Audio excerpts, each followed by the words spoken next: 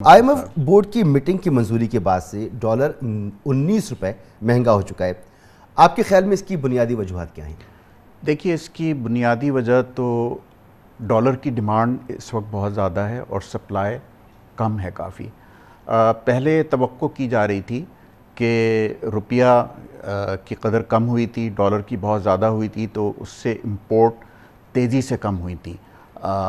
लेकिन जुलाई में इंपोर्ट हमारी 5 अरब डॉलर के करीब थी, जबकि अगस्त में वो बढ़कर 6 अरब डॉलर हो गई, जबकि हमारी एक्सपोर्ट्स 2.25 अरब डॉलर और इसके लगभग हैं।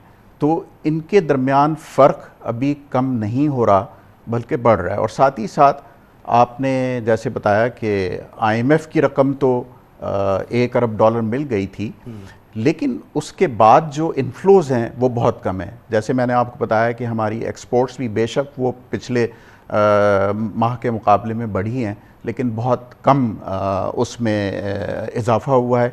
और इसके अलावा रेमिटेंसेस में भी कोई बहुत खातिर ख़्वाह इजाफ़ा नहीं हुआ, और पिछले साल के मुकाबले में थोड़ा सा वो 2 महीने में कम रहा है।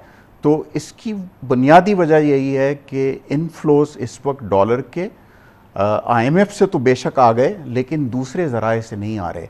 अब जैसे सऊदी फ़ंड है जो 3 अरब डॉलर, तो वो हमारे इकॉनमी से निकलना था, जो कि अब नहीं निकलेगा।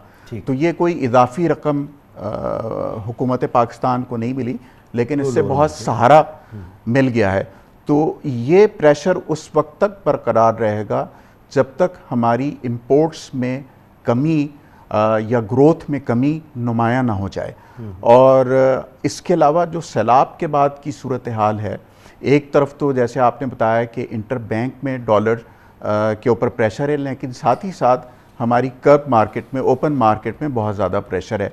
उसकी वजह मैं समझता हूँ कि सैलाब के बाद कुछ तिजारत इनफॉर्मल ज़रिए से पाकिस्तान की ईरान और अफ़गानिस्तान के साथ शुरू हुई है, जिससे कि फ़ायदा तो होगा, लेकिन उनके डॉलर जो है वो ओपन मार्केट से लिए जा रहे हैं, लिहाजा उसकी वजह से उसमें उसका प्रेशर है बहुत ज़्यादा।